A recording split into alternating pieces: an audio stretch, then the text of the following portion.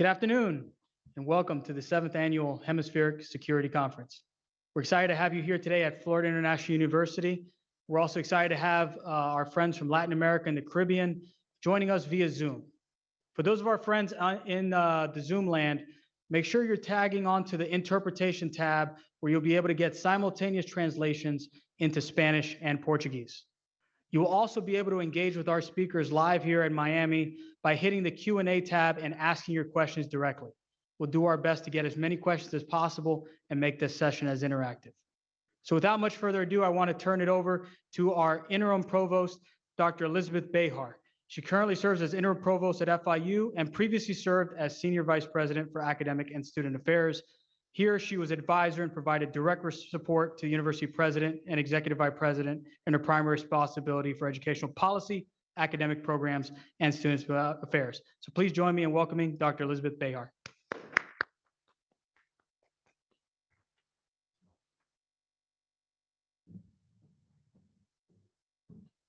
Thank you, Randy. Good afternoon, everyone. On behalf of Florida International University, I am proud to welcome you to the 7th Annual Hemispheric Security Conference, one of the most important yearly events of this university. As it was the case in previous years, in 2022, we are honored with the participation of leading experts on security issues across the Americas. The presence of so many scholars and decision makers attests to the significance of this conference and to the urgency to foster a substantive dialogue regarding the current and future challenges to security in our hemisphere. I thank you all for your willingness to participate in this event and acknowledge that in being here and being virtual, you ratify your commitment to the preservation of the security context that is indispensable for the development of a more democratic, free, fair, and equitable societies across our hemisphere.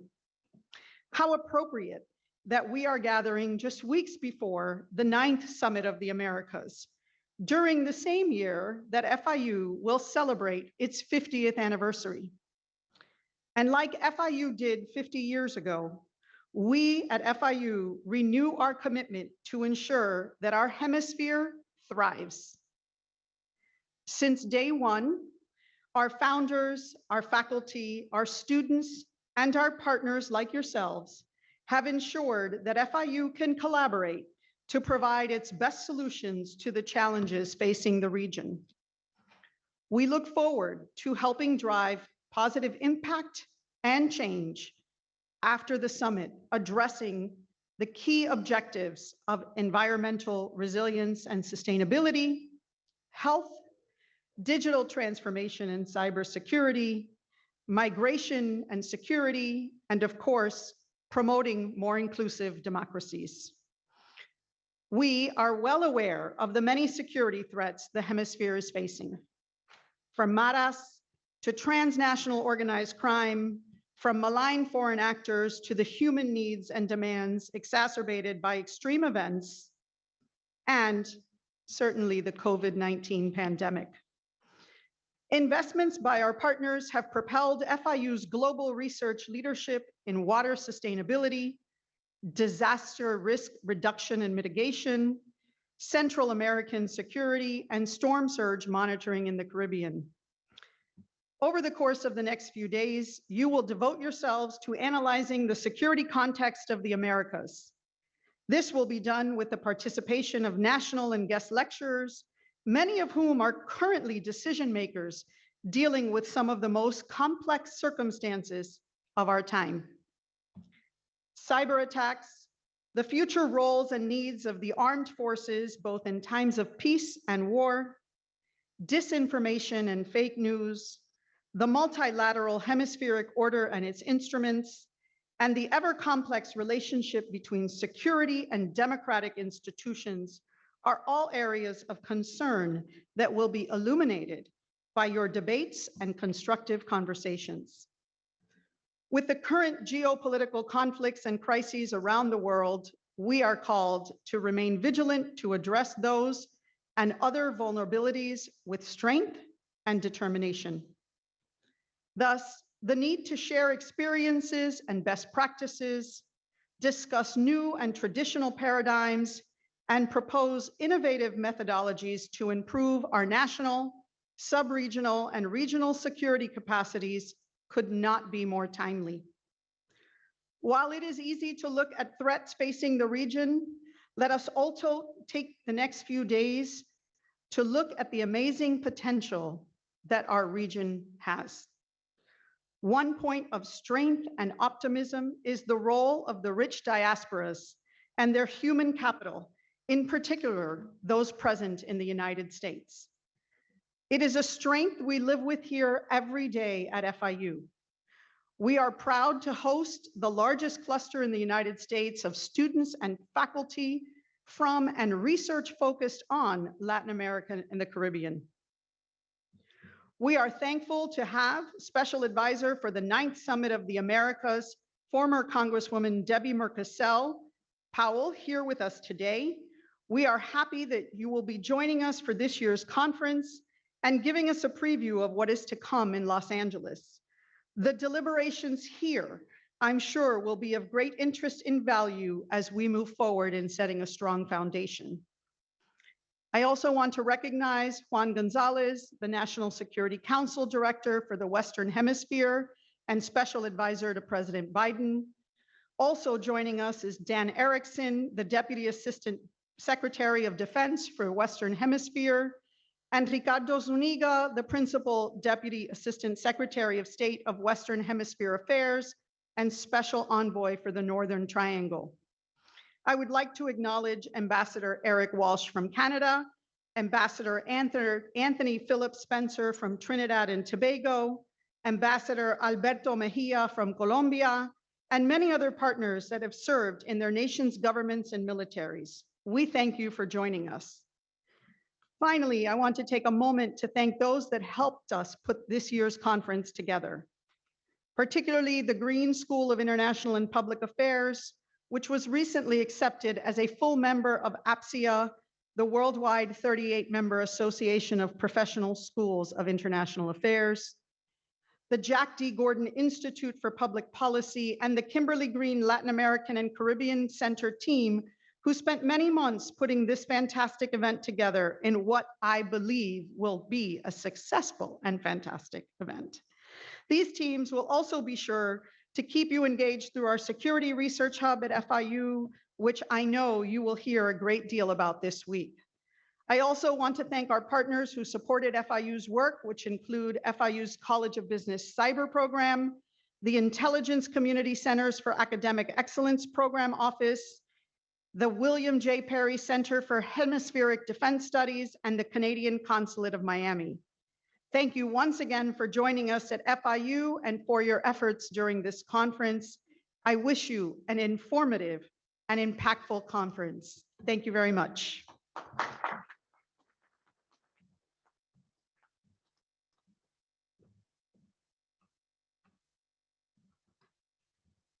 Thank you, Dr. Béjar, for your extremely gracious welcome to us here and our friends in Latin America and the Caribbean.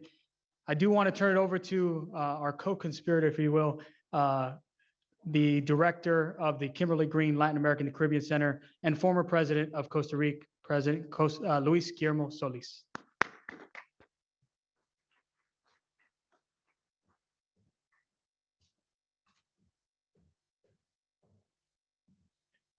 Thank you very much, Randy.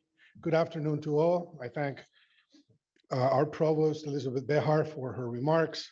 We're very enthused with the 7th conference that will highlight the challenges of security that we face in the Americas, and once again, bring together decision makers and academic scholars to analyze the different challenges that are now clearly putting a lot of pressure on our political systems and our societies. This is the 7th year that we have the opportunity to hold this conference.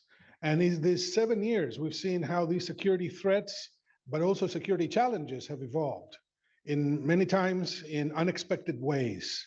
Obviously, one of the most obvious security challenges that we've seen in this regard is cybersecurity, how or cyber insecurity, I should say, how that has evolved and continues to be one of the major threats we face. And I think that as you see cyber insecurity as the weapon of choice of state and non-state actors in the Americas and beyond, one realizes how many other challenges we will face in the future. Fortunately, our hemisphere is not necessarily one where the conflicts among states are more frequent. And we can rest assured that thanks to a combination of factors, including our hemispheric multilateral agreements, intrastate conflicts have been kept somehow abated. But there are other challenges that we have to face, and all of those affect governability. They affect the way in which our societies and our political systems develop, and most particularly in what pertains to rule of law. I would like to call your attention to the many vulnerable spots that we find throughout the Americas where the rule of law continues to be a matter of concern. And furthermore, as we now realize, dictatorial trends seem to have come back, not only in the states we knew were already suffering from this terrible condition of dictatorship, Cuba, Venezuela, Nicaragua, but also in other places where autocracy is growing and becoming strengthened, like in El Salvador or even Brazil. I would like just to remind the public here and those who are with us through the internet that this conference takes place only a few weeks before the Summit of the Americas. The Summit of the Americas is not going to be focused on security matters this time around. It's going to deal with environmental, economic, and social development. It's going to talk about human development as a fundamental objective of the hemispheric community. And therefore, our recollections here, our ideas, the many proposals that will be discussed in this conference will be a complement to the Summit of the Americas, and therefore this makes of the 7th Hemispheric Security Conference a very special moment in the discussion of the following days. And obviously, I would like to reiterate our gratitude to the many organizations and individuals who have agreed to come and share their experience, to share their knowledge in this conference. Provost Béjar already mentioned them, but let me mention them again because I think they deserve that recognition. FIU's College of Business Cyber Program, the Intelligence Community Centers for Academic Excellence Program Office, the William J. Perry for Hemispheric Defense Studies, and the Canadian Consulate in Miami. And also great thanks to our colleagues at the Jack D. Gordon Institute for Public Policy and the Kimberly Green Latin American and Caribbean Center, both venues of the Green School of Public and International Affairs.